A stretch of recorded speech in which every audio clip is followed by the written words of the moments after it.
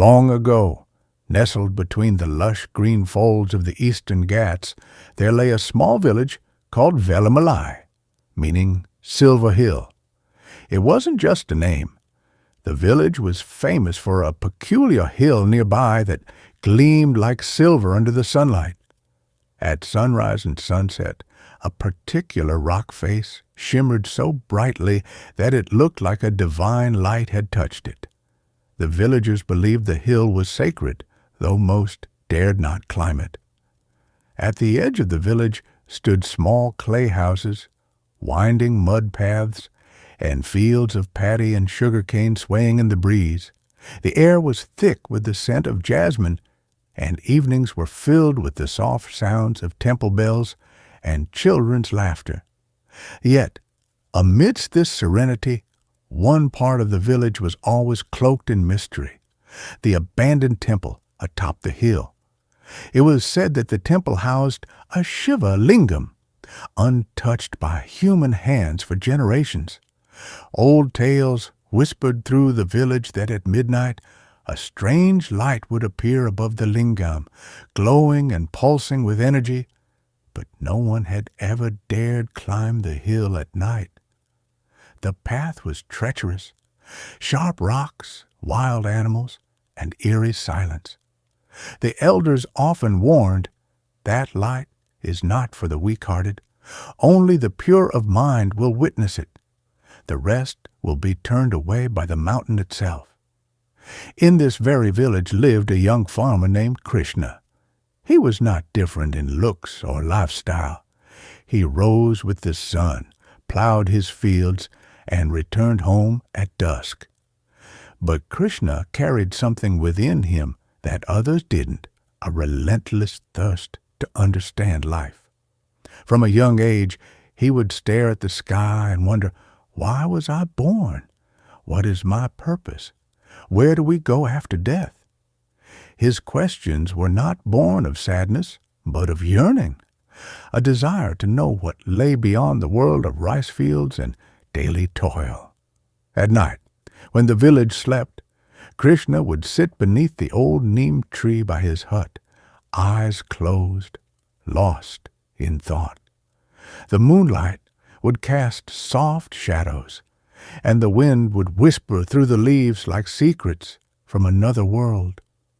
One evening, as he sat in silence, an old woman named Papathi Amma approached him. She was the oldest in the village, some said over 100 years old. Her face was lined with wisdom, and her eyes, though aged, held the depth of someone who had seen far more than she spoke of.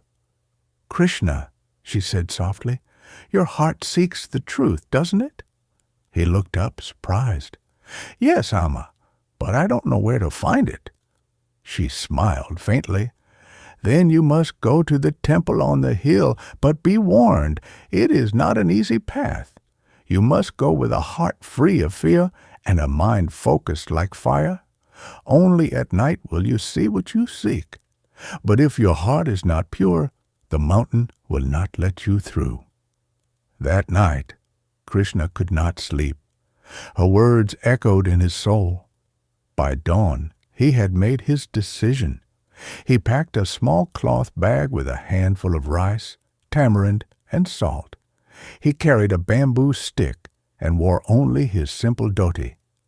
The villagers watched in disbelief. "Have you lost your mind, Krishna?" one man shouted. "Many have tried, none have returned." Another warned, "Even the animals avoid that hill after dark." Why risk your life for an old tale? But Krishna said nothing. His eyes spoke of something deeper: faith, resolve, and an inner calling too strong to ignore. As he approached the base of the hill, the air grew colder. The sun was setting, casting long shadows across the path. The climb was difficult. Sharp rocks bruised his feet, and thorns scratched his legs. The forest around the hill came alive with strange sounds, the hoot of owls rustling in the bushes, and the distant cry of jackals. Yet Krishna pressed on. By the time the moon rose silver and round, he had climbed halfway. The path became steeper. A chilling wind blew, making the trees sway as if whispering secrets to each other. Suddenly, a deep growl echoed through the valley. A tiger. The sound froze Krishna in his tracks. His heart pounded. He closed his eyes and whispered, "Shiva, I trust you." Then he began chanting, "Om Namah Shivaya, Om Namah Shivaya." As the mantra rose from his lips, his fear began to dissolve. The jungle quieted. The tiger's growl faded into the wind. At midnight, Krishna reached the temple.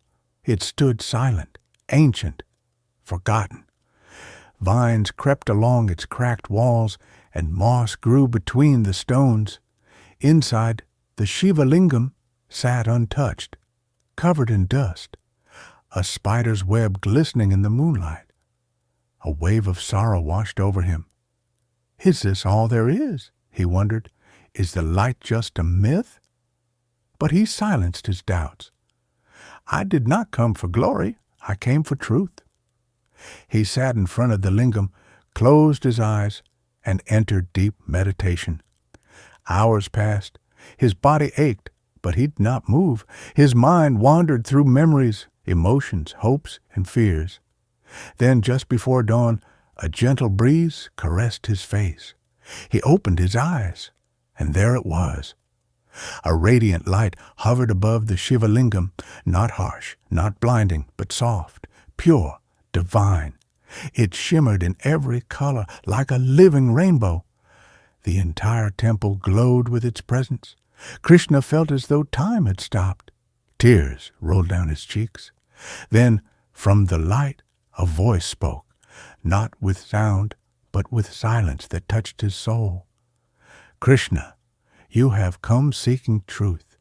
Know this, what you saw on this hill lives inside you. The world you see is an illusion, but every act you perform with love and sincerity makes your heart purer. Fear is real, but it is smaller than your soul. You faced the mountain, and now you are the light." The vision slowly faded. Krishna bowed deeply, cleaned the lingam with his cloth, lit a small oil lamp with the matchstick he carried, and placed it near the idol. As the sun began to rise, he made his way back down the mountain. When he returned to the village, the people gathered in shock. "He's alive," they whispered. "What did you see?" Krishna smiled. His face glowed, not with pride, but peace. "I saw a light," he said, "but the light is not just on the hill. It is within me and within you. Seek it." From that day forward, Krishna became a guide, not a preacher, not a saint, but a friend to those seeking the same truth. He restored the hilltop temple with his own hands. Slowly, the villagers, one by one, began to climb the mountain, not for miracles, but for peace. And to everyone, Krishna would say the same words, "Fear exists, but greater than fear is your mind. Trust it. Walk forward. The light will follow."